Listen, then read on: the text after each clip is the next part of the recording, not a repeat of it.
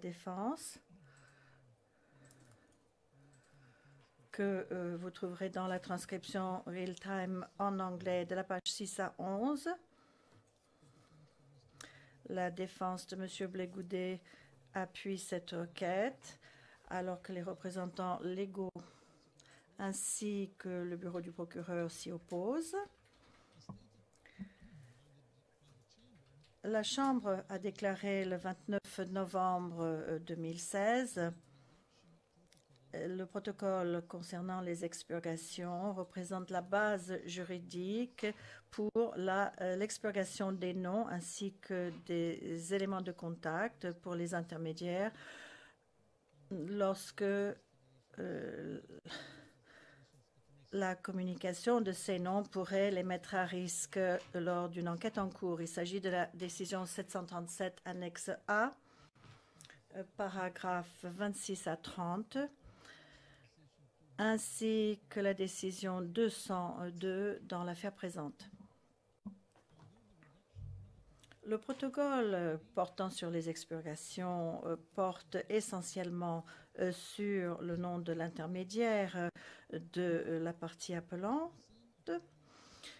La même pratique s'applique aux intermédiaires qui travaillent pour les représentants légaux des victimes.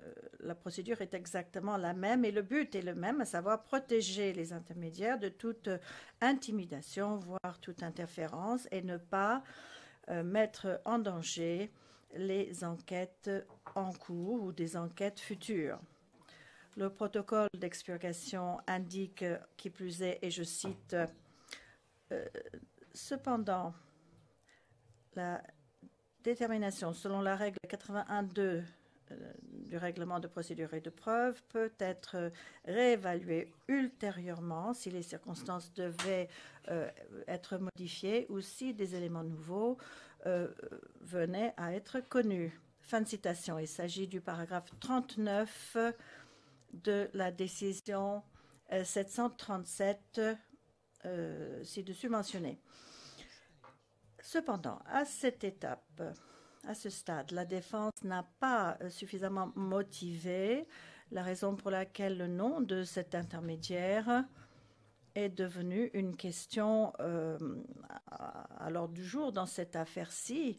La défense a dit plus tôt aujourd'hui, et je cite, qu'il est absolument crucial pour comprendre la procédure qui a eu pour résultat la compréhension de ce qui est impliqué. La Chambre ne comprend pas comment cela peut être le cas, notamment à la lumière du fait que les demandes, les formulaires utilisés par les formulaires de demande d'application pour être victime ne sont pas considérés comme éléments de preuve. La requête est donc rejetée. Madame la greffière, pouvez-vous, s'il vous plaît, faire entrer le témoin? La greffière sur les lieux. Oui, Monsieur le Président.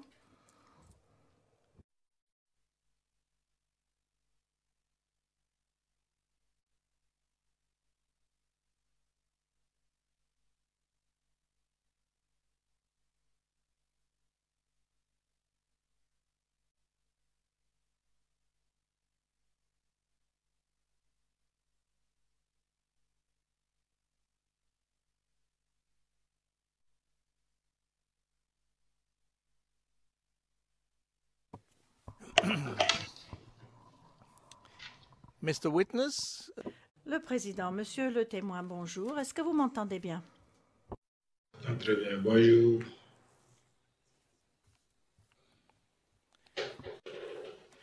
Thank you. Le Président, merci. Avant de commencer l'interrogatoire par les parties, je me dois de vous donner un certain nombre d'explications en guise d'introduction. Tout d'abord, en ce qui concerne votre identification. Pouvez-vous me donner, s'il vous plaît, votre nom complet et votre lieu et date de naissance, s'il vous plaît?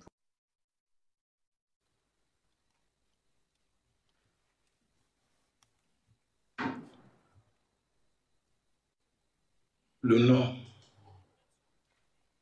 Sanogo Brulé.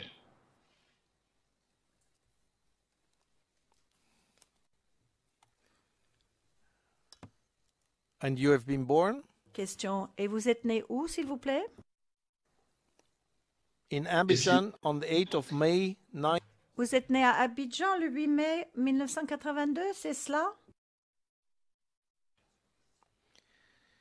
Le président. Vous êtes citoyen de Côte d'Ivoire? Est-ce exact? and you're Question.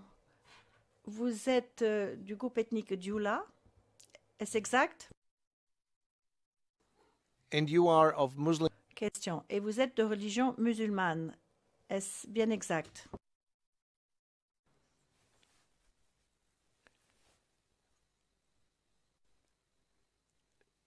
Now I give you some information. Le président. Je vais maintenant vous donner quelques éléments en guise d'introduction à votre déposition. Tout d'abord, vous avez indiqué que vous aviez besoin d'assistance à la lecture au cas où on devait vous présenter un document au cours de votre déposition. La Chambre a bien évidemment accordé cette assistance à la lecture.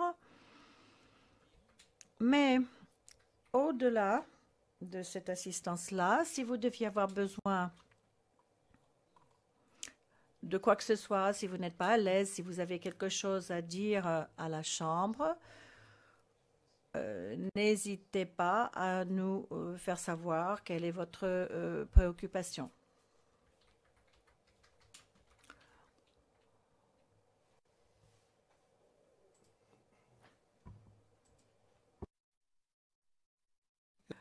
Vous avez bien compris, monsieur le témoin? Oui, j'ai bien compris. Enfin, je voulais reprendre mon ancienne activité, mon ancien travail que je faisais avant. Je faisais le commerce, je voyageais un peu dans les pays à côté pour aller prendre des marchandises, venir vendre. Bon, après la guerre, j'ai tout perdu. Aujourd'hui, je suis sans emploi. Bon, avec tout ce qui m'arrivait, donc quand je me vois dans cette situation, jusqu'à présent, je ne travaille pas, je ne fais rien. Seulement, je me débrouille chez ma cousine, vraiment. C'est pas facile pour moi, quoi. C'est ça qui sont mes vraies préoccupations présentement, actuellement. Okay. Le président. Nous prendrons soin de satisfaire vos besoins. Vous allez parler en français, c'est bien cela? As you can hear, Question. Comme vous le constatez, je parle en anglais et je parle lentement.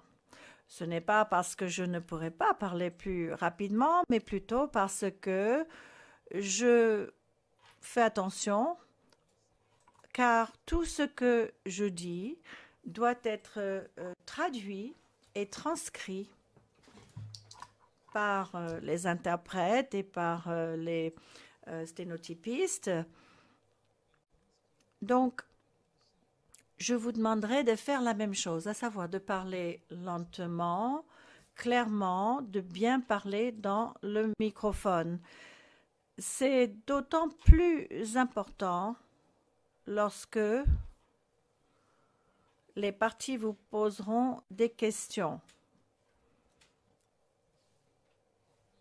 Car certaines des parties poseront leurs questions en français.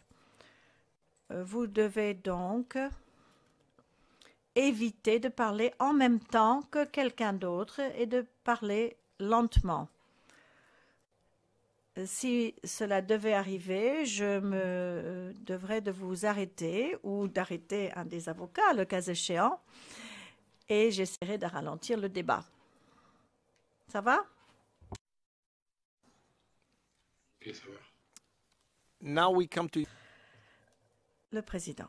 Nous arrivons maintenant à votre déposition. Vous savez certainement que cette chambre a été constituée afin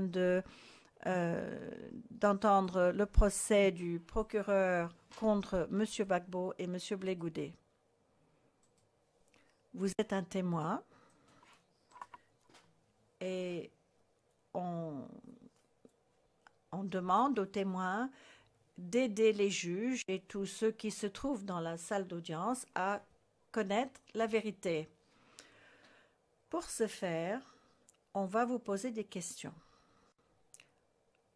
Le bureau du procureur ainsi que la défense de M. Gbagbo et de M.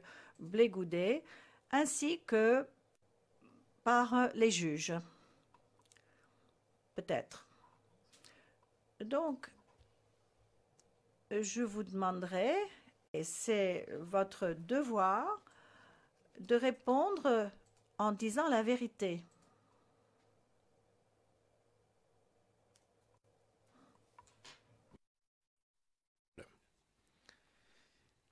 As a witness, Le président, en votre qualité de témoin, vous devez prêter serment. C'est une obligation juridique. Je vais donc vous demander de bien vouloir répéter les mots que je vais prononcer. Je déclare solennellement que je dirai la vérité. Je déclare solennellement de déclarer la vérité, the whole truth, toute la vérité et rien que la vérité. toute la vérité et rien que la vérité. thank you. Le président, je vous remercie. Je dois également vous informer que c'est un crime de ne pas dire la vérité et punissable en tant que tel. Est-ce que vous avez compris cela? J'ai compris. Okay. Le président. D'accord. Monsieur le témoin, vous avez sous les yeux, et la Chambre a également un exemplaire de votre déclaration écrite, à savoir la déclaration que vous avez faite au bureau du procureur le 27 et le 28 février, ainsi que le 2 mars 2015. Est-ce que vous vous souvenez avoir donné cette déclaration au bureau du procureur? For the record, I'm referring to Le président, il s'agit du document CIV OTP 00770128, ainsi que les annexes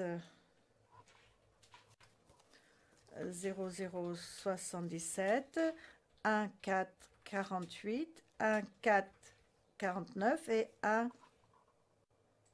150.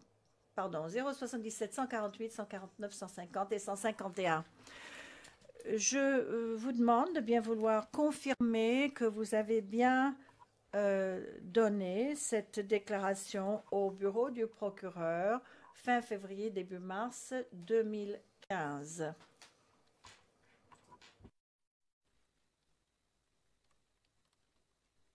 Oui, yes. Have you had Question. Avez-vous eu l'occasion de lire ce document ou de vous faire lire la déclaration?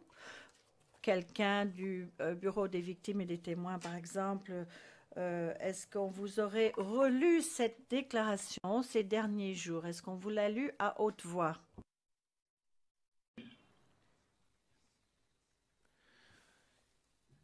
and did you make a change? Question.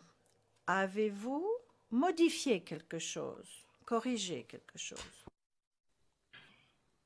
oui, ce qui était mélangé dedans, c'était à propos de mon nom. Mon nom, c'est Broulet Sanogo. Bon, ils avaient mis Ablou. J'ai mon surnom, quoi. Bon, mon surnom s'appelle, c'est pas Blue, c'est Sanogo Broulet. C'est le seul vrai que j'ai vu dans la lecture que j'ai vu dans tout genre. À part ça, il n'y a pas vu de défaut. Okay. J'ai pas vu de défaut. Le président, d'accord, je vous remercie. La Chambre a décidé le 9 juin 2016, dans la requête 573, que votre déclaration écrite peut être versée au dossier d'après la règle 68.3 du règlement de procédure et de preuve. Cela signifie pour vous que plutôt que de devoir redonner tous les éléments oralement, encore une fois ici, la Chambre va pouvoir utiliser votre déclaration écrite. Cependant, on va tout de même vous poser un certain nombre de questions supplémentaires du côté du procureur, ainsi que par les conseils de la défense des deux équipes. Conformément à la règle 68.3, la Chambre peut permettre le versement de dépositions préalablement enregistrées si le témoin, c'est-à-dire vous-même, si le témoin n'a pas d'objection et si le bureau du procureur, les équipes de défense et la Chambre avaient eu l'occasion de questionner, d'interroger le témoin. C'est pourquoi, monsieur le témoin, je vous pose la question suivante. Êtes-vous d'accord pour que votre déclaration écrite soit versée au dossier de cette affaire? Oui.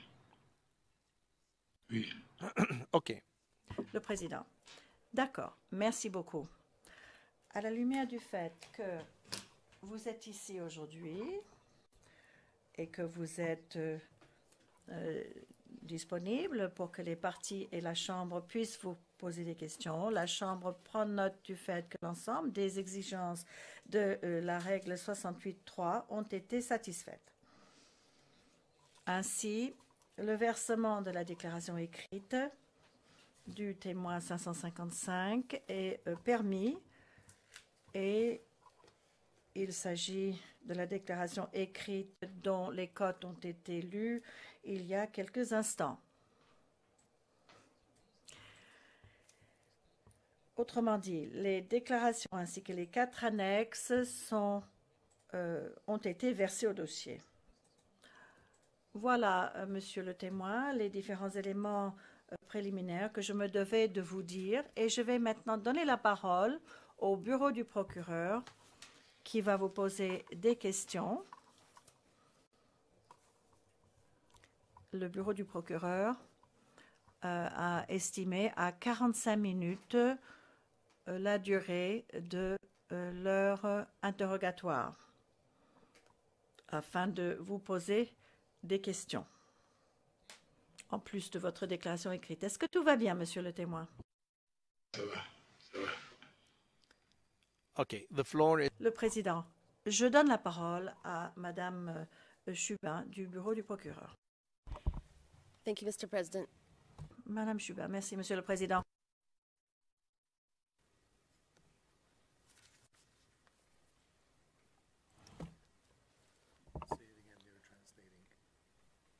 Bonjour, monsieur le témoin. Vous me voyez bien?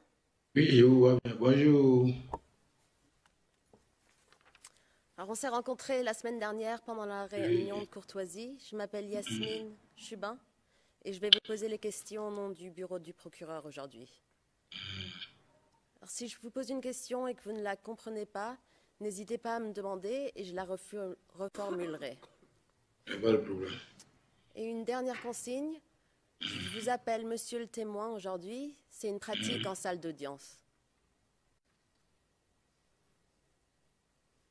Alors, monsieur le juge président vous a posé quelques questions sur votre déclaration et je voudrais vous en poser une dernière. Est-ce que toutes les informations que vous avez données dans votre déclaration sont vraies au meilleur de vos connaissances? C'est vrai. D'accord. Alors, je n'ai pas besoin de tout vous redemander aujourd'hui. Je ne vais pas vous faire répéter tout ce que vous avez déjà dit aux enquêteurs. Je vais juste vous poser quelques questions supplémentaires. Mais je veux que vous sachiez qu'on a tous votre déclaration, on l'a tous lue et on a bien compris ce qui vous est arrivé. Et aujourd'hui, on va juste supplémenter et clarifier. D'accord?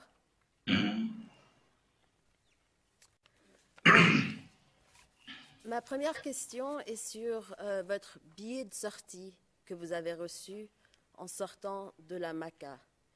Et au fin de l'enregistrement, si on pourrait l'afficher, il se trouve à l'onglet 3 de notre liste.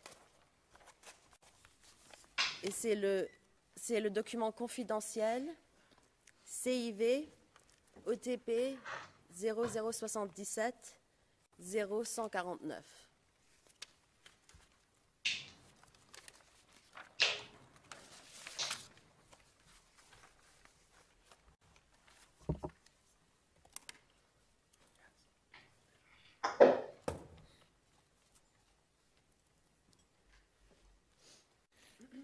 Alors,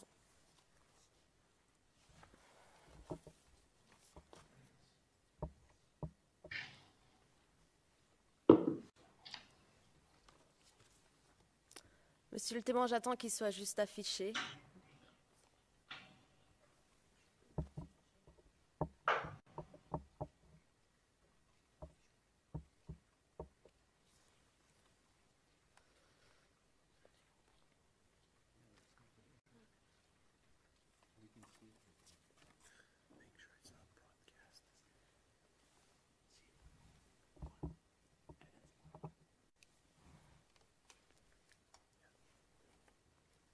Alors, monsieur le témoin, quand vous avez été relâché de la MACA, vous avez reçu un billet de sortie, c'est bien ça?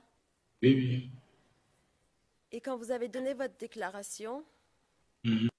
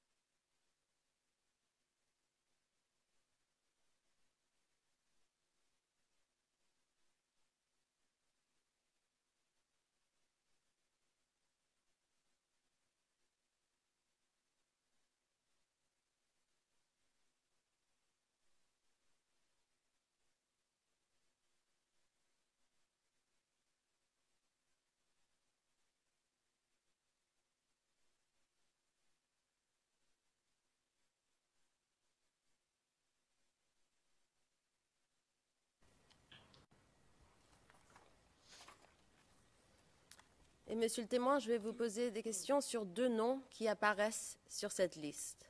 Alors d'abord, si on pourrait regarder le nom qui apparaît au numéro 28.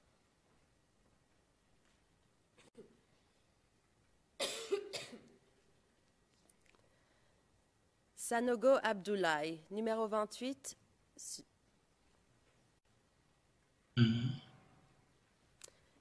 Sur la page qui finit 1241. Voilà.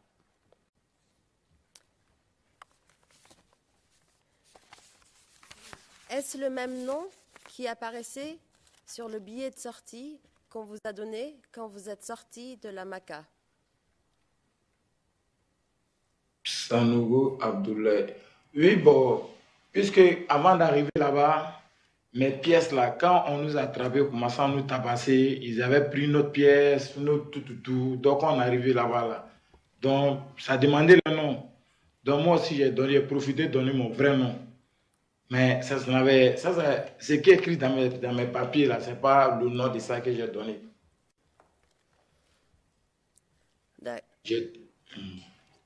D'accord. Je voudrais passer à un autre nom maintenant, vers le bas de la page. Alors, ce nom n'a pas de chiffre à côté, mais c'est le 5e du bas de la même page. Ali Djiko.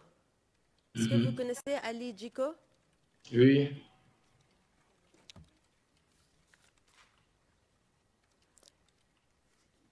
Je connais Ali Djiko. Mais il y a longtemps, je le vois. Ça fait un bon moment que je ne le vois pas. Mais c'est qui? Vous pouvez nous dire qui c'est? Ali Djiko, bon, je peux dire que c'est la préfecture de police. De là-bas, bon, on nous est déférés ensemble dans la même vague. On allait se retrouver à la Maca là-bas, puisqu'on était dans le même vague. C'est comme ça. Mais on se connaissait bien avant ça. On se voyait au quartier, bon. D'accord. On connaissait quel boulot il fait, bon. Pas ça s'arrête. D'accord. J'en ai fini avec ce document et je voudrais faire le même exercice avec un autre document, avec un nom seulement. Alors, c'est le document qui se trouve à l'onglet 6 de notre liste de documents. C'est le CIV OTP 0045 0718. Et c'est encore un document confidentiel.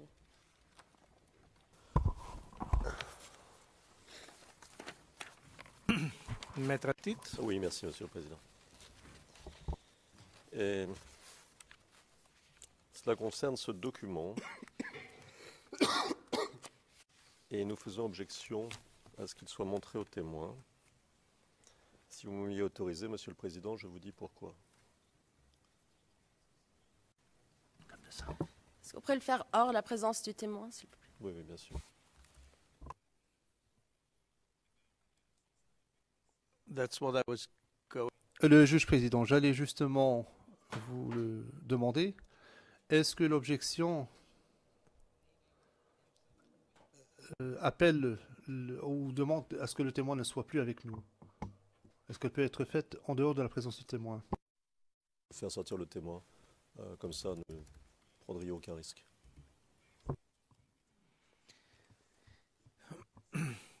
Le président, monsieur le témoin, nous allons couper la liaison pendant quelques instants et nous reviendrons sous peu. Merci. Can we see the document at least? Le président, est-ce que l'on pourrait d'abord afficher le document afin que nous le voyions?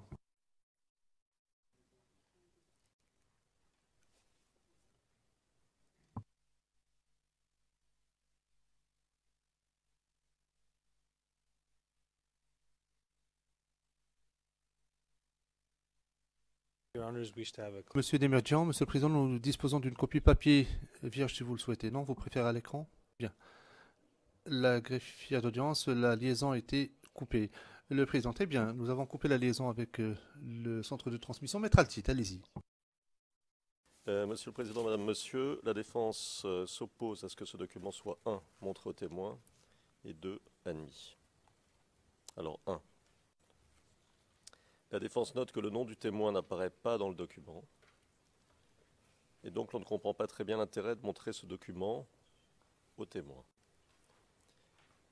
Si c'est pour que le procureur donne des noms au témoin, il peut le faire, mais il ne peut pas utiliser le fait de lui faire parler de nom pour faire passer un document, parce que c'est en fait de cela qu'il s'agit. Donc, ne concernant pas le témoin, nous ne voyons pas pourquoi cela lui serait montré et pourquoi il pourrait l'authentifier. 2. Admis. Nous nous opposons à ce qu'il soit admis. Pourquoi ? 1. Ce document n'est pas daté, il n'est pas signé, il ne possède aucun tampon officiel. Il y a mention d'une date d'envoi par fax qui est le 19 décembre 2010, ce qui montre que ce n'est pas un original. Ce n'est pas un original. Et nous n'avons aucune indication de l'auteur, de la personne qui l'aurait faxé ou du destinataire du document. Strictement rien. En un mot, nous ne savons rien sur ce document.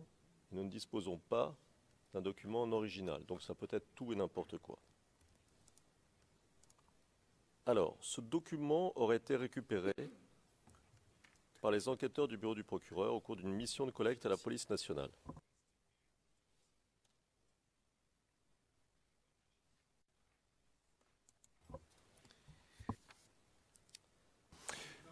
Mr. Knopf? Yes. Le président, Maître Knopf, oui, Monsieur le Président, nous nous associons à l'objection soulevée par l'équipe Gbagbo. Nous ajoutons l'argument suivant. L'accusation n'a pas posé de questions préliminaires avant de présenter ce document au témoin. Donc le document ne peut pas être présenté au témoin afin de lui rafraîchir la mémoire s'agissant de nom. Merci. What have you forgotten? Le Président, qu'est-ce que vous avez oublié de dire ? Je suis ravi de l'intervention de mon confrère Knopf, qui renforce ma propre intervention, mais je dois dire que je prenais un rythme un peu lent pour que les interprètes puissent interpréter. Alors vous voyez, si on va trop vite, bon, et si on va trop lentement, c'est difficile. Donc je voudrais terminer, quoi. En un mot commençant, j'en ai pour 2 secondes.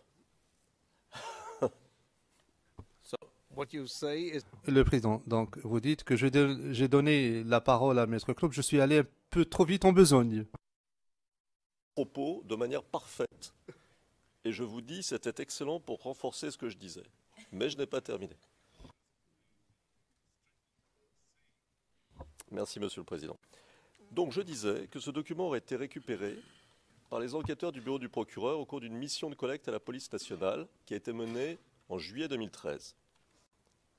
Or, le rapport de mission qui a fait suite à cette mission ne donne aucune indication sur les démarches qui auraient été faites par les enquêteurs pour déterminer l'authenticité des documents, dont celui-ci. C'est-à-dire, on ne sait absolument pas si quelqu'un s'est intéressé au document pour vérifier si ce document était un vrai document, si c'était... Bref, pour essayer d'en savoir plus. Au contraire, les enquêteurs ont fait confiance à des personnes que les autorités ivoiriennes leur avaient désignées pour déterminer quelles étaient les boîtes de documents qui seraient utiles ou pas utiles. C'est-à-dire que les représentants des autorités ivoiriennes leur ont dit « prenez cette boîte-là » et ils ont pris cette boîte-là. Par ailleurs, rien n'est dit et rien n'indique que les enquêteurs aient posé la moindre question sur la chaîne de possession de tous ces documents, alors que ces documents, et il faut le noter, proviennent de différents locaux de police à Abidjan. Et ces locaux, pour la plupart, ont fait l'objet de pillages. C'est-à-dire que non seulement on ne sait rien, mais on sait que tous ces documents sont très peu fiables. Ça, on le sait. Donc, dans ces conditions, il convient, pensons-nous, d'exiger du procureur qu'il apporte des informations utiles pour que les parties puissent analyser cette pièce et que les juges puissent ensuite se prononcer sur son authenticité. Donc, je synthétise mon propos. rien à voir avec le témoin et nous objectons au fait que ce document soit montré au témoin. 2, aucune indication sur l'authenticité, sur d'où il viendrait, la chaîne de possession, etc. Et donc nous objectons au fait qu'il soit admis au dossier. Merci, Monsieur le Président.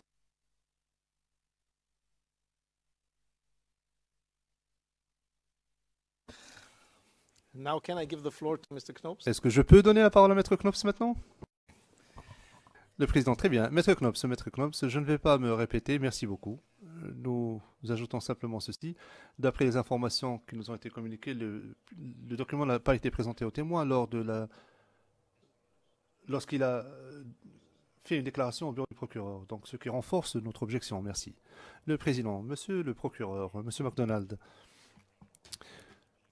Monsieur le Président, c'est moi qui répondrai à cette objection, avec votre permission, car elle a un impact sur des pratiques passées et futures, en l'espèce. Premièrement, il s'agit de l'entrée 21 de cette pièce, qui fait référence à un nom qui a été évoqué dans la déclaration du témoin, au paragraphe 50, 54 et 57. Monsieur le Président, Madame, Monsieur le Juge, il s'agit d'un lieu précis, la Direction générale de la police nationale. Nous nous sommes rendus dans ce lieu, nous avons eu accès à des documents. Et maintenant, nous essayons d'authentifier ces documents par le truchement de ce témoin, s'agissant de ce nom en particulier. Donc, nous pouvons présenter ce nom au témoin.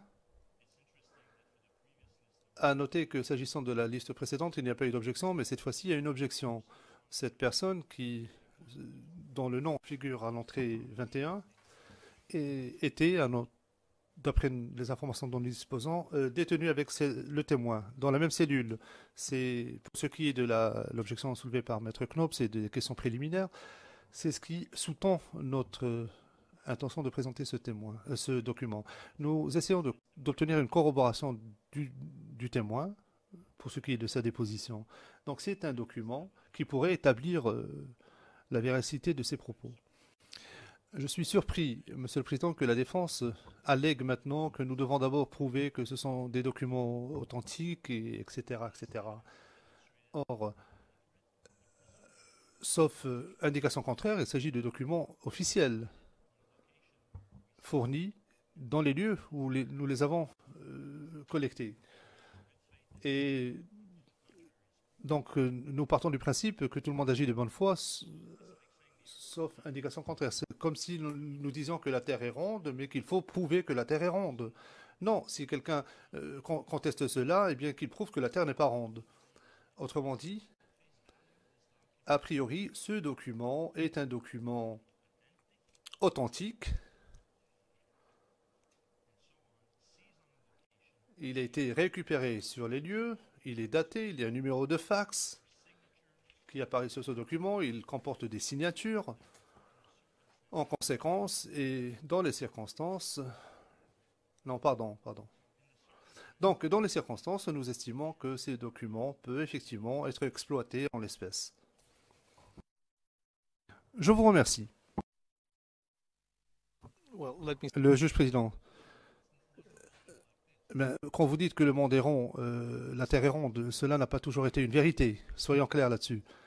Tout le monde n'était pas toujours d'accord avec cela. Évidemment, vous pouvez utiliser ce document, mais ce document peut être montré au témoin. Posez-lui une question sur le nom qui figure dans ce document et le document pourra être versé au dossier ultérieurement en tant que pièce, conformément aux paragraphes 43 et 44. Et ultérieurement, la Chambre statuera sur sa pertinence et sur son admissibilité. Mais pour le moment, je crois qu'il n'est pas utile de montrer un document à un témoin qui ne peut pas lire ce document, qui n'émane pas de lui. Mais s'il y a un nom qui figure dans ce document qui se rapporte au témoin présent, à ce moment-là, je pense que vous pouvez lui poser une question sur le nom qui y apparaît. Monsieur MacDonald, merci, Monsieur le Président. Le Président, c'est moi qui vous remercie. Rétablissez la liaison avec le terrain, s'il vous plaît.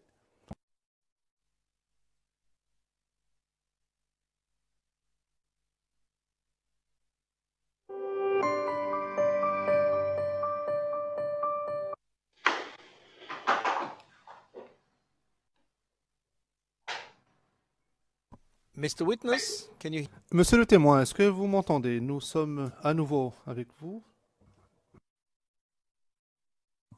Très bien, très bien. Merci de votre patience. Je redonne la parole à l'accusation.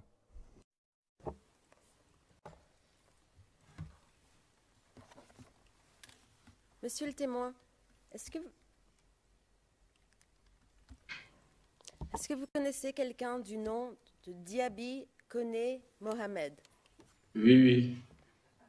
Qui c'est? C'est un vieux. Bon, lorsqu'ils m'ont pris dans la brigade de la gendarmerie, donc ils m'ont envoyé à Cocody là, c'est là-bas qu'ils s'est retrouvé Diaby Koné Mamadou. Ils s'est le trouvé, il était déshabillé, nul. Il n'avait même pas porté ni un habit sur lui. Et lorsqu'ils m'ont tabassé, ils m'ont mis auprès de lui. C'est là que je l'ai demandé. Il dit comment il s'appelle. C'est là qu'il va me dire son nom. Il dit il s'appelle Diaby Koné Mamadou. Il dit mais pourquoi il t'a attrapé? Il dit non, parce qu'il a porté habit de 12 jours. Et donc voilà pourquoi il l'a attrapé pour l'envoyer ici. Et c'est là, moi, il y a eu nos connaissances est venues.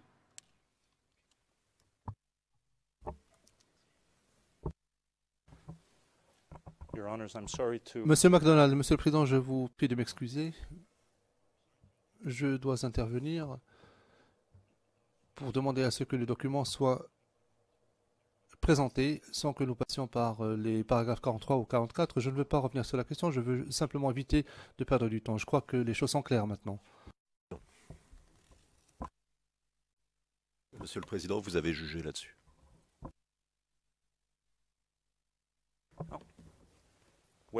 Monsieur MacDonald, non. Monsieur, vous avez statué sur la manière de procéder. Maintenant que le document a été authentifié, nous estimons qu'il est temps que le document soit versé officiellement au dossier. Le Président, pour le moment, ce qui figure au compte-rendu, c'est le nom de la personne dont le nom apparaît dans ce document. Et je vais vous demander à nouveau de le présenter en application des paragraphes 43-44 afin de donner à la défense la possibilité de soulever des objections si tant est qu'elles aient des objections. C'est simplement une question de... Enfin, je sais que cela vous fera travailler, mais bon, Monsieur MacDonald, nous avons essayé, nous réessayerons à nouveau. Merci, le Président. Je vous redonne la parole, Madame Chubin. Madame Chubin, merci, Monsieur le Président. Monsieur le témoin, j'en arrive à mes dernières questions pour vous. Au tout début de votre témoignage, vous avez parlé un petit peu de vos préoccupations au juge président. Maintenant, je voudrais vous demander quel a été l'impact, quelles ont été les conséquences de votre arrestation, détention et de ce que vous avez souffert en décembre 2010 sur le reste de votre vie.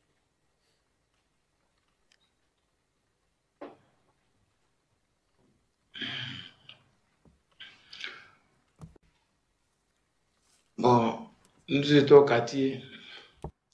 C'est un certain Fofana Chaka qui habite au quartier à nous, qui nous a dit que bon, il va voir que ils ont dit que tout le monde a calé, tout le monde a calé à la RTI.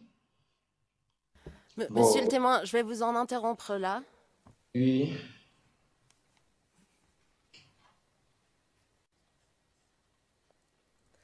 Je vous interromps, monsieur le témoin, parce que je pense que ma question n'était pas claire. Je ne vous demande pas de nous raconter ce qui s'est passé le 16 décembre. Ça, c'est déjà dans votre déclaration. On l'a déjà lu, on a bien compris. Ce que je voudrais que vous nous disiez aujourd'hui, c'est ce que vous avez souffert entre le 16 décembre et le 31 décembre, quand vous avez été relâché. Quand j'ai été relâché, quoi. Quel a été l'effet, l'impact de tout ça? Oui, mais après, je suis tombé malade.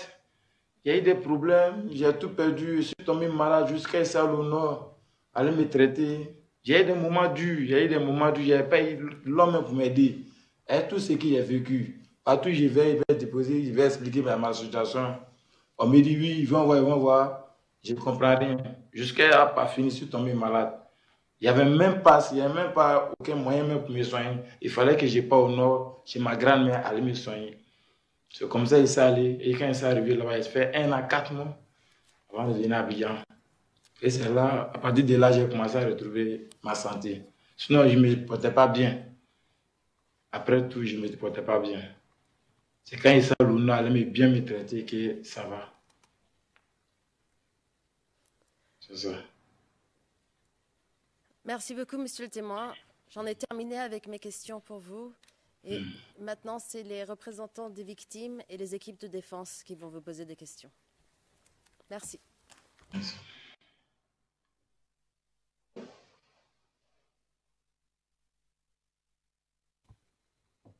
Merci, Monsieur le Président. J'ai juste deux brèves questions pour le témoin.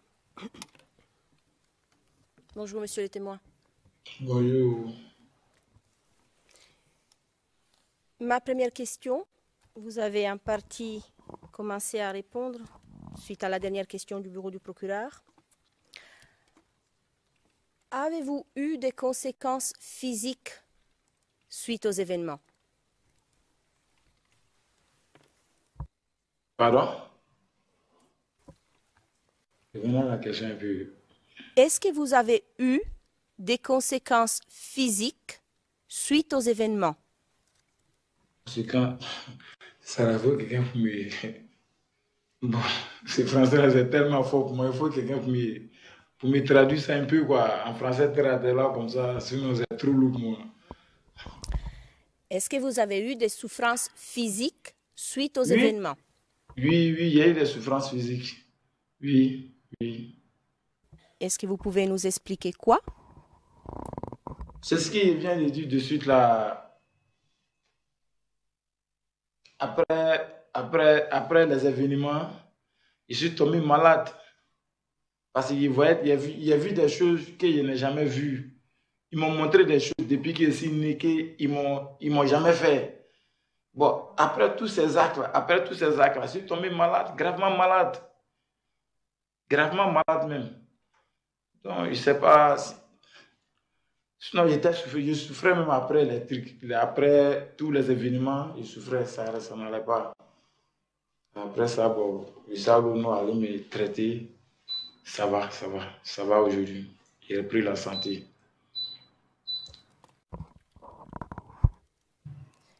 Merci, Monsieur le témoin. Ça conclut mon questionnement, Monsieur le Président. Just one question from me. Le Président, oui, juste une question de la part de la Chambre avant de donner la parole à la défense. Monsieur le témoin, lorsque vous parlez de souffrance, en réponse à la question de la représentante légale des victimes, est-ce que vous parlez de souffrance physique, de blessure, ou est-ce que vous parlez de souffrance psychologique et mentale? Souffrance physique, hein, avec souffrance, comment on appelle même, morale.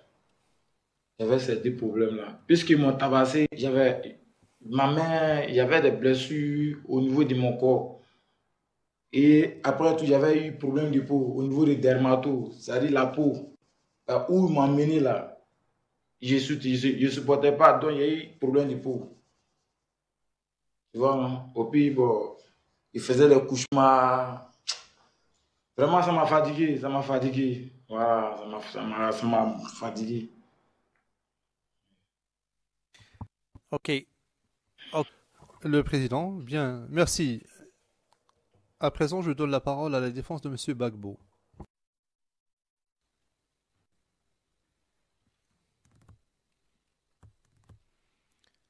For a half an hour, Qui vous interrogera pendant environ 30 minutes, après quoi nous allons lever l'audience et reprendre demain matin. Maître le titre.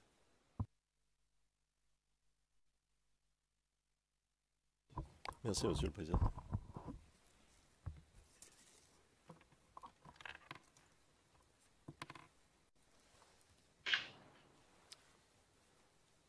Bonjour, Monsieur Sanogo. Bonjour.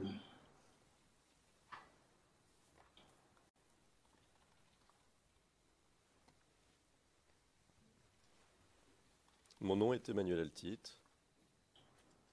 Je suis l'avocat principal de Laurent Gbagbo. Je vais vous poser des questions pour que nous puissions mieux comprendre le récit que vous avez donné aux enquêteurs du bureau du procureur. D'accord? Oui. On y va? Oui. Merci. Alors, monsieur,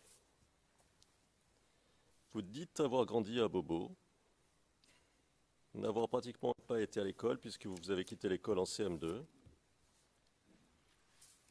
C'est bien ça? Oui. Quel âge aviez-vous quand vous avez quitté l'école? Il y a longtemps, hein. Là, je ne me rappelle pas. À peu près. Bon.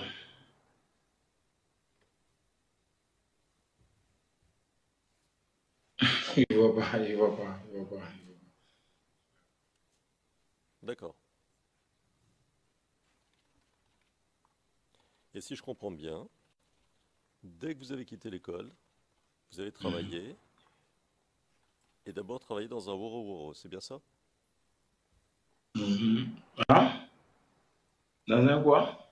Woro-woro, est-ce que c'est ça? Non. Alors dites-nous s'il vous plaît ce que vous avez fait quand vous avez quitté l'école. Quand j'ai quitté l'école, je vendais avec un frère, un cousin. Je l'aidais à faire ses commerces. Et c'est un peu. Moi aussi, j'ai économisé. Avoir un peu aussi. Et puis moi aussi, je faisais la même chose comme lui. Je vendais aussi des accessoires des femmes, des garçons.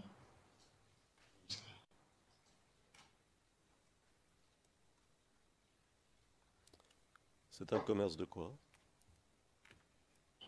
Alors, C'était un commerce de quoi? je vendais les accessoires des femmes et des hommes. Voilà, c'est ce qu'il faisait. Habits, chaussures, etc. Et vous aviez suffisamment pour vivre? Oui, il m'en sortait très bien. D'accord. Et ensuite, si j'en crois votre déclaration, vous avez travaillé dans ces taxis collectifs, c'est bien ça? Assez collectif. Non.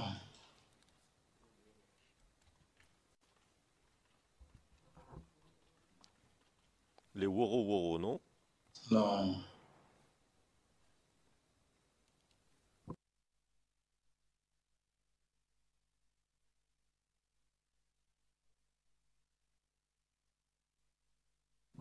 D'accord.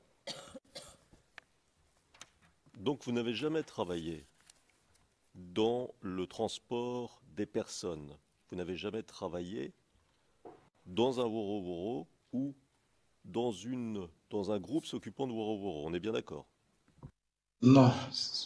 J'ai participé dans un milieu de transport, mais pas le Woro. Voilà. Où j'ai participé un peu, ça c'est j'étais le convoyeur du car. J'ai fait un petit moment dans ça. Bon, ça, j'ai pas trop duré dans ça. J'ai trop, un an. Et puis bon, la voiture rentre au garage. J'ai laissé.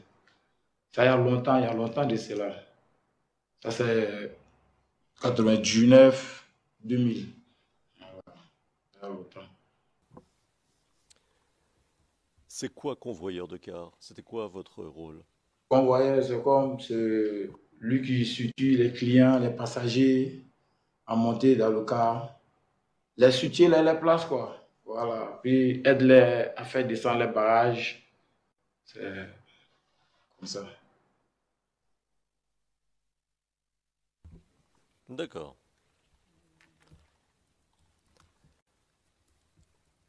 Et pendant toutes ces années, puisque vous êtes resté que très peu de temps à travailler comme convoyeur de car, si je comprends ce que vous nous dites maintenant, pendant toutes ces années, vous avez fait quoi? Vous avez cherché du travail régulièrement?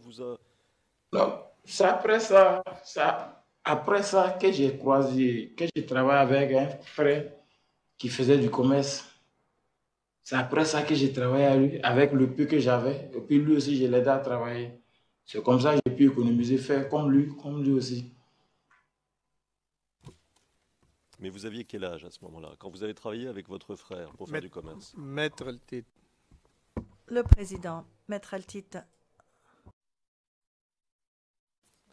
Alors je reprends, hein, monsieur. Je suis obligé d'attendre un petit peu, et vous aussi d'ailleurs, parce qu'il y a des interprètes. Et on a tendance à aller un peu rapidement quand on se parle, naturellement. Mais en réalité, il vaut mieux attendre un petit peu, comme ça les interprètes ont le temps de traduire ce que nous disons l'un et l'autre. D'accord? D'abord. Alors, quel âge aviez-vous quand vous avez travaillé avec votre frère dans le commerce, ce que vous venez de nous dire à l'instant? Quel âge avais-tu quand je faisais le commerce à ce moment? J'avais, bon, si je me rappelle très bien, je donne 24 à 25 ans.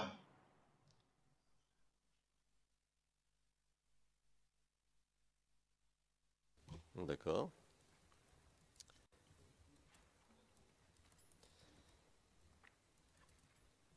Ensuite, vous avez fait quoi?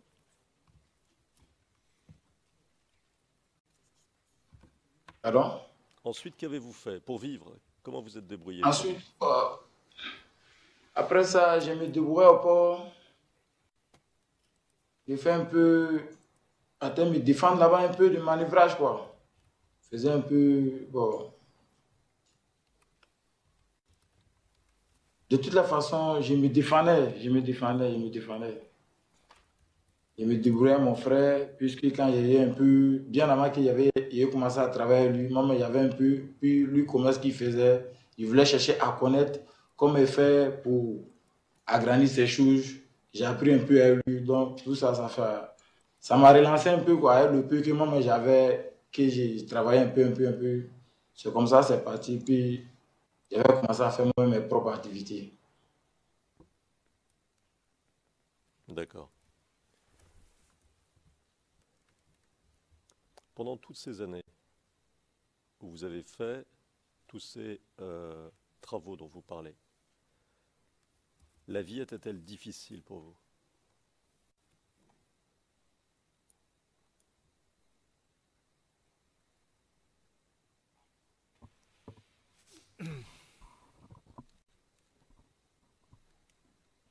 Vous avez entendu la question? Le président, mais quel est le sens de votre question au juste? Vous savez, la vie est dure pour nous tous. Qu'est-ce que vous entendez par cette question? Aussi soit difficile pour nous tous, bien sûr, nous avons tous des moments un peu compliqués, mais cela dépend aussi du contexte. Mais monsieur, vous avez raison, monsieur le président, je vais préciser ma question. Et je vais la limiter à l'aspect matériel. Pendant toutes ces années, monsieur, depuis que vous êtes sorti de l'école jusqu'à la crise, vous nous avez dit que vous avez fait toutes sortes de petits travaux, si j'ai bien compris. Est-ce que vous aviez suffisamment pour vivre décemment, pour vous nourrir, pour vous habiller, pour vous loger?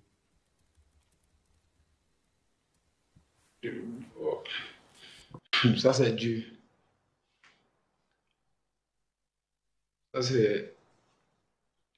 Puisque j'ai ma cousine qui est là, il y a une grande soeur qui est là, qui est mariée, qui a des enfants. Bon, c'est vrai, ça ne va pas chez moi en tant que ça, mais souvent, je vais chez elle. Quand ça va un peu chez elle, elle m'aide. Mais pas tous les jours, parce qu'elle aussi a des enfants. Voilà. C'est comme ça, je survivais un peu jusqu'à aujourd'hui. D'accord.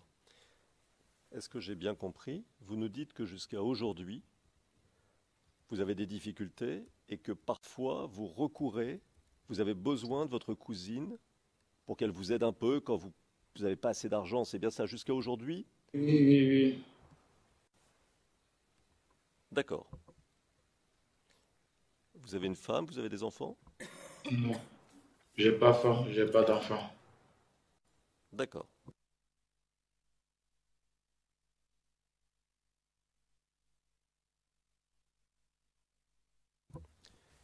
est-ce qu'il vous est arrivé de participer à des actions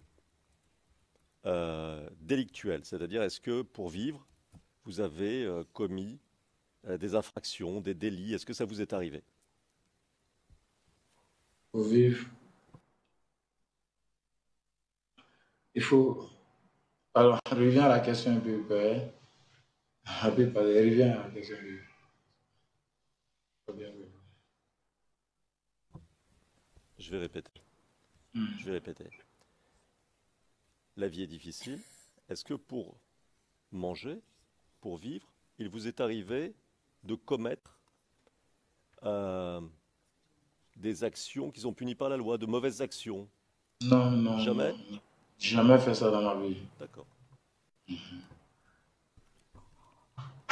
Did you ever steal? Le président, vous est-il arrivé de voler? Je crois que c'est cela la question que vous entendez, n'est-ce pas? Avez-vous déjà eu des problèmes avec la police? Est-ce que vous avez essayé d'obtenir de l'argent de façon illégale? Yes. Le président, merci. Merci.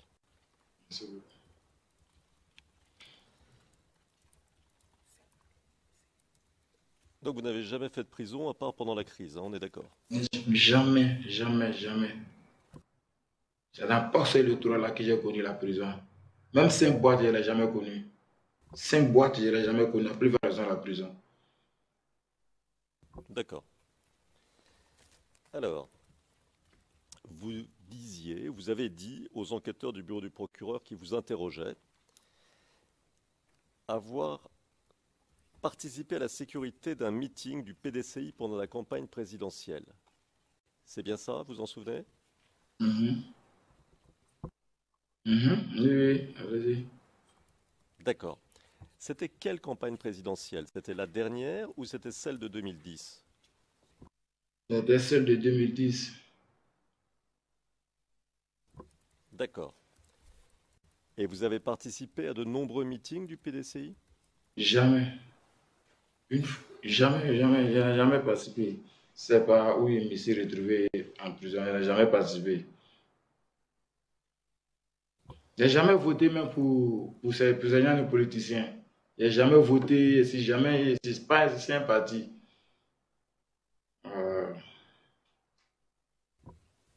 D'accord. D'accord. Est-ce qu'à défaut de faire partie d'une association, d'un groupe politique, vous faites partie d'autre chose, un groupe de jeunes, quelque chose? Non, il ne fait pas partie d'un groupe. Enfin, ce qui a poussé à aller jusqu'à aller faire marche, seulement nous les nordistes, on se voyait mal placés dans ce pays-là. C'est-à-dire, c'est à cause de mon nom qu'ils m'ont arrêté, ils m'ont déshabillé, ils m'ont frappé. J'ai dit, aujourd'hui, je parle avec devant vous là. Je ne pensais pas s'il allait parler, s'il allait être en vie. À cause de mon nom, parce que je porte le nom, je porte un nom d'où je viens, qui tourne là. Voilà comment j'ai vu. Monsieur. Voilà, voilà comment il me suis intégré dans cette histoire de politique. Sinon, je ne connais même plus, jusqu'à présent, je ne sais même pas comment on vote. Monsieur, écoutez-moi. Voilà. Écoutez-moi.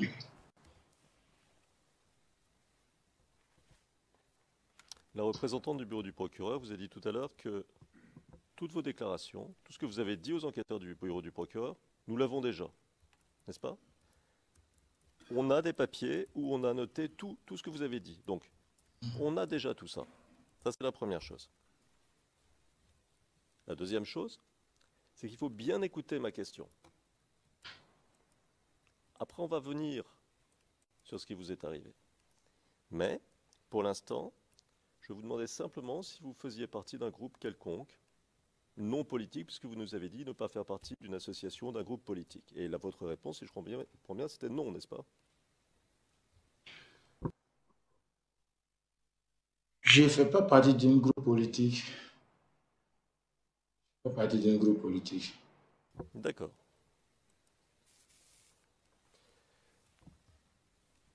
Où est-ce que vous habitez, monsieur? Dans quel endroit? Vous n'avez pas besoin de donner votre adresse précise, mais dans quel endroit?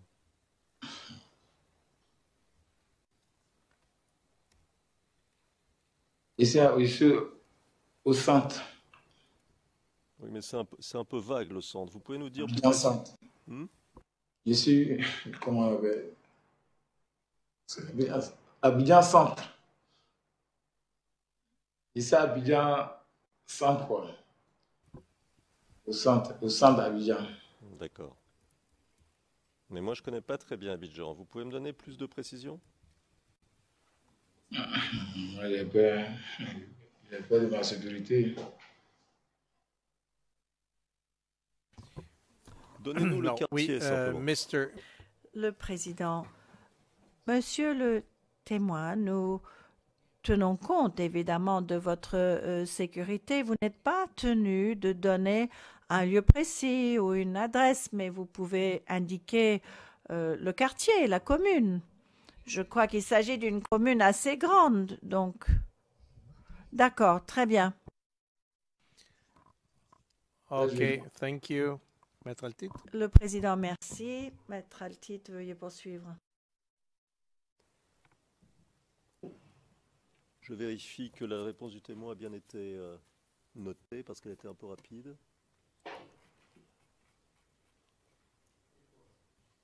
Oui, merci. It was transcribed 3 times. Le président, oui, ça a été transcrit 3 fois. En effet, le témoin a parlé assez rapide. In English 3 times. Le président, dans la transcription anglaise, le mot apparaît 3 fois. Peut-être que les sténotypistes francophones n'ont pas entendu ou n'ont pas pu transcrire. Here it's written 3 times. Oui, mais Le président, en anglais, c'est écrit 3 fois. c'est peut-être plus simple pour les besoins de l'enregistrement, monsieur. Si vous... Well, it's easy just to say to the court. Le président, il est assez facile de demander aux sténotypistes francophones de l'insérer.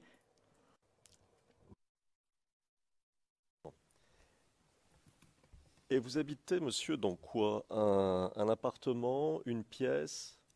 Vous pouvez nous dire très rapidement?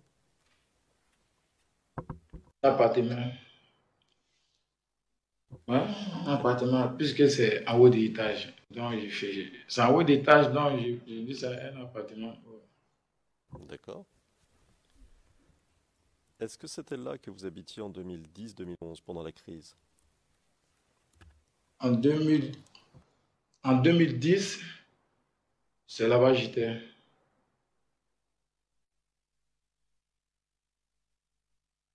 D'accord. Et donc, vous êtes resté là tout le temps pendant la crise? Ou bien vous êtes parti à un moment? Non, bon, je suis resté là-bas pour un temps, arrivé à un moment, il y a laissé le coin passer, il n'y avait pas les moyens pour que j'étais obligé de laisser.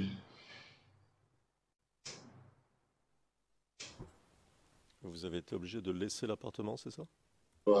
Parce que j'avais pas les moyens de payer. Ça n'allait pas, les activités ont commencé à changer, bon, on va laisser cet endroit-là. C'est dans la même commune, là. Ah, c'est un autre appartement que vous habitez, mais à proximité du précédent, c'est ça? J'ai compris?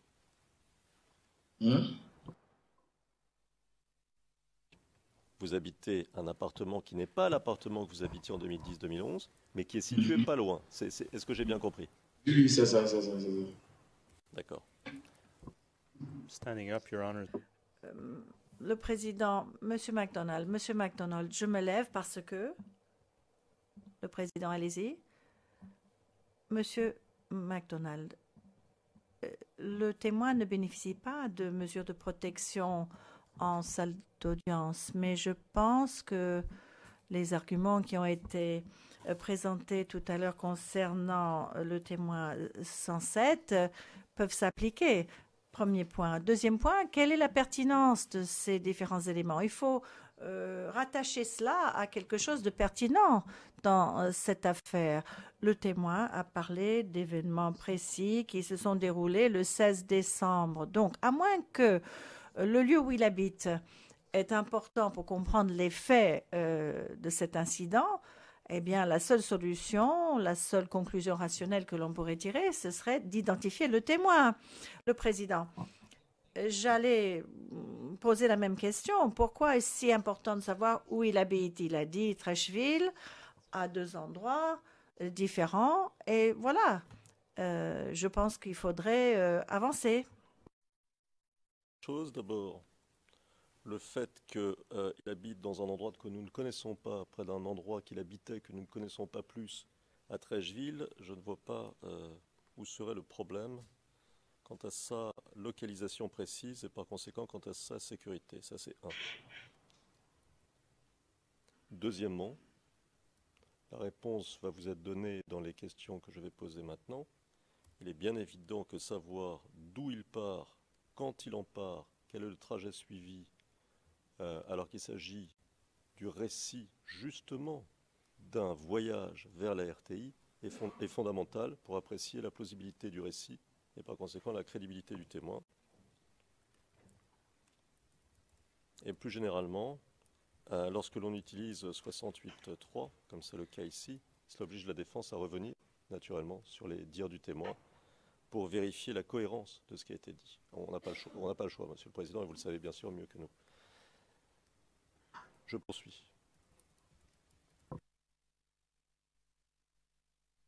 Yes, but Le président, oui, vous pouvez poursuivre, mais sans pour autant rentrer dans les détails du lieu où il habitait. Vous êtes avec nous? Oui. Alors, est-ce que vous vous souvenez d'avoir parlé aux enquêteurs du bureau du procureur, que vous avez vu, d'une marche qui avait eu lieu vers la RTI? Vous vous en souvenez de ça? Oui. D'accord. Est-ce que c'était votre première marche? Oui. Est-ce que vous avez fait d'autres marches après? Non. Vous avez dit, dans votre déclaration, que c'était par des amis du quartier que vous aviez appris qu'une marche allait avoir lieu le 16 décembre 2010. Oui, oui. Attendez. Ma question est la suivante. Qui étaient ces amis?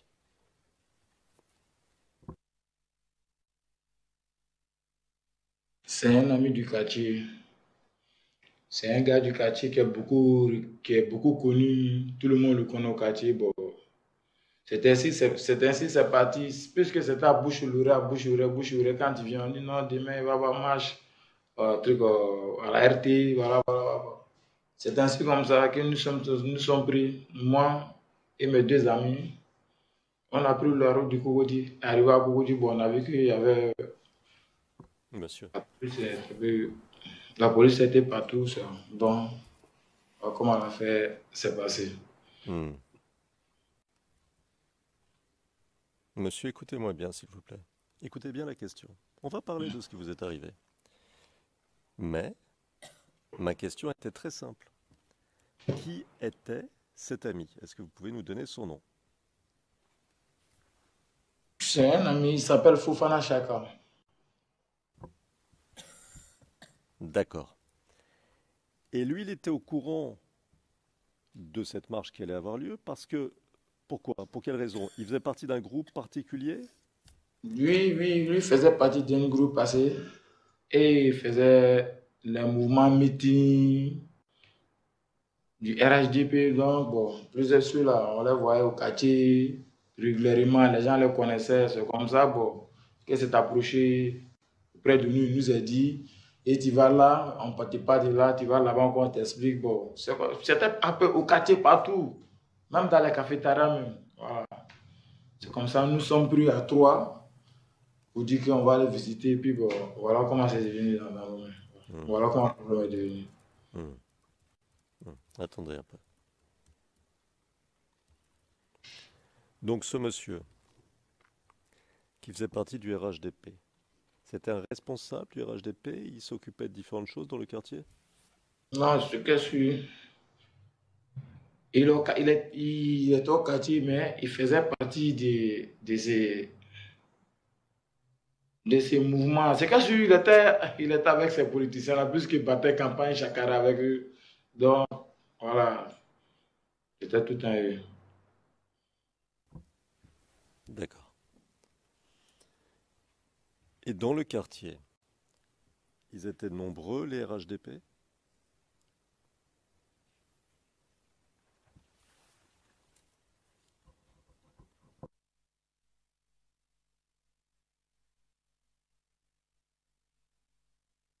Je vais reposer ma question.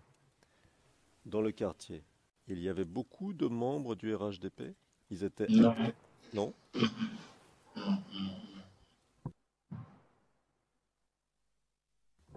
D'accord. Est-ce qu'à votre connaissance, ils avaient des armes, ces gens du RHDP? non. D'accord.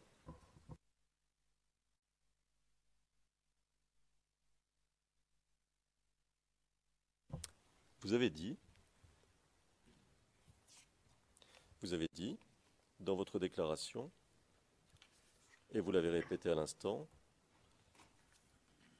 qu'entre l'annonce qui avait été faite de la marche, et dans votre déclaration, vous précisez l'annonce à la télévision, et le jour de la marche, les gens dans le quartier ne parlaient que de ça. C'est très clair, vous avez été très clair. Oui, oui, oui. Mhm. Et vous avez précisé dans votre déclaration, je vais vous citer d'ailleurs, c'est au paragraphe 24. Paragraphe 24, je dis ça pour nous tous ici. Je vais vous citer, monsieur, je commence ma citation. Je ne me souviens de quand j'ai appris ça, mais je pense que c'était environ une semaine avant la marche. Fin de citation. C'est bien ça, vous vous souvenez d'avoir dit ça, et c'est la réalité, hein?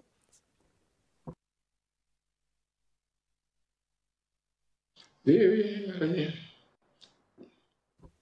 D'accord. Alors, comment s'est organisée cette marche?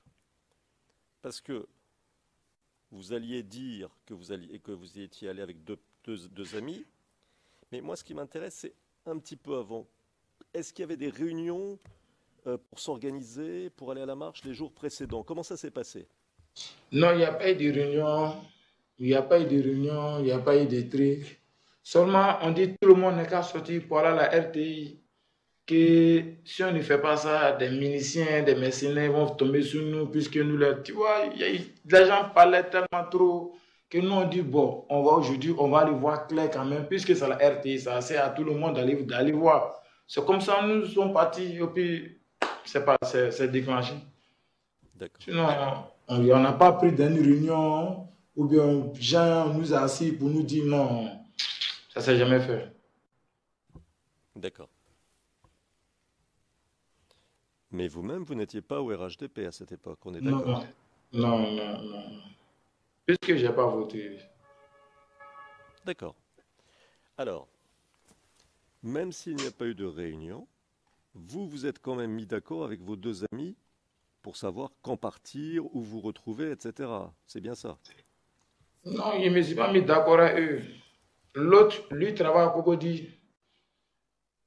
L'autre, lui, travaille à Cocody. Bon, le deuxième, lui c'est un collègue, lui, il est tout le temps avec moi. Lui, c'est un ami, Martin Birisson, ensemble. Puisque ce jour, il n'avait rien à faire. Donc, on dit, bon, l'autre aussi, lui, c'était pas un jour de travail pour lui. Donc, c'était ainsi. On buvait le café même au kiosque. C'était imprévu. Voilà, c'était imprévu. Puis, c'est comme ça, c'était pris. On dit, bon, aujourd'hui, allons, on va voir Cocody. Comment c'est qui se passe, puis on se retourne. Voilà comment c'est parti. D'accord. Donc, si je comprends bien, vous étiez avec vos deux amis buvant le café, vous parliez des événements de la journée, et vous avez décidé tout à coup de participer au mouvement, d'aller voir. Ouais. C'est pas ça? C'est ça? Ouais, d'aller voir, pas participer. Hein. D'accord. Alors, vous dites dans votre déclaration avoir pris un woro-woro qui vous a laissé... Can you give the reference always? Le président, n'oubliez pas, s'il vous plaît, de donner la référence, le paragraphe, etc. Merci. Je reprends, monsieur. Donc, vous disiez dans votre déclaration, paragraphe 29 de votre déclaration, avoir pris un woro-woro qui vous a laissé à Cocody Saint-Jean. c'est ça? Oui. Mhm. Alors, est-ce que vous pouvez nous dire combien de temps dure le trajet entre l'endroit où vous étiez, et si je comprends bien, là où vous buviez le café, si j'ai bien compris, et Cocody-Saint-Jean, combien de temps dure ce trajet à pied, pour qu'on ait une idée de la distance? Non, bon, c'est des kilomètres, hein. Mais moi, je suis à Tréville. Et avant d'aller à Cocody, tu vas dépasser le plateau. Ça veut dire que tu dépasses une autre commune avant d'aller à Cocody. Donc, c'est des kilomètres. C'est comme ça, nous sommes arrivés à Cocody. Et quand on a vu la police était partout. On dit, bon, c'est que c'est plus la peine d'aller. Parce que où on s'en va, on dirait que c'est pas bon. Monsieur, Donc, on va se retourner d'où on a quitté. Puis, monsieur, c'est parti. écoutez bien. Écoutez bien la question. Nous, ici, certains sont ivoiriens et connaissent très bien Abidjan.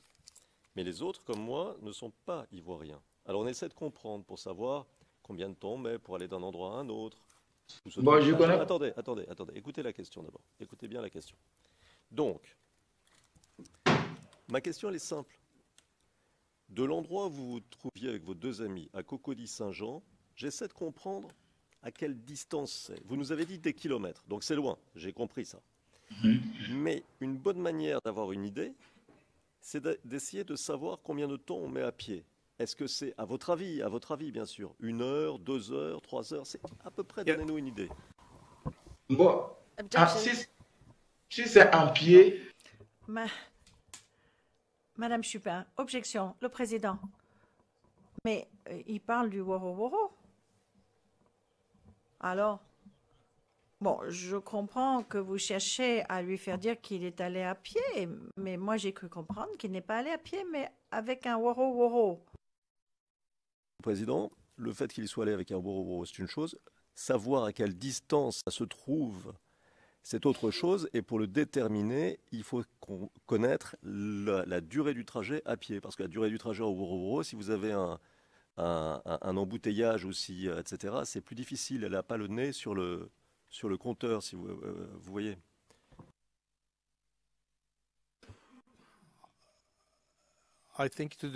Le président.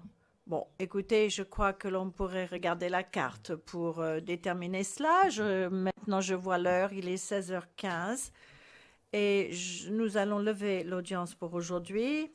Madame la greffière d'audience sur les lieux, monsieur le témoin, nous avons terminé pour aujourd'hui. Nous allons continuer demain matin à 9h30 à La Haye et à 8h30 à Abidjan.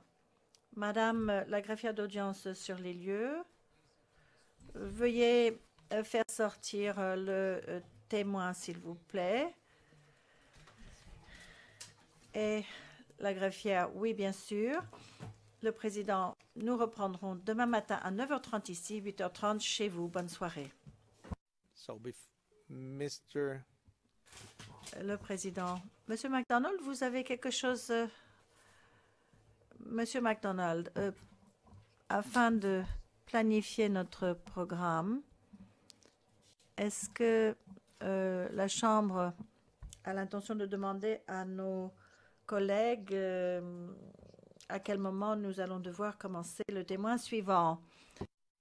Le président. Eh bien, si nous voulons terminer celui-ci ainsi que les deux suivants, je pense qu'il faudrait que l'on termine demain avec le témoin actuel au plus tard demain matin, je crois. C'est ce que je vous indique à titre d'information. Merci. L'audience est levée.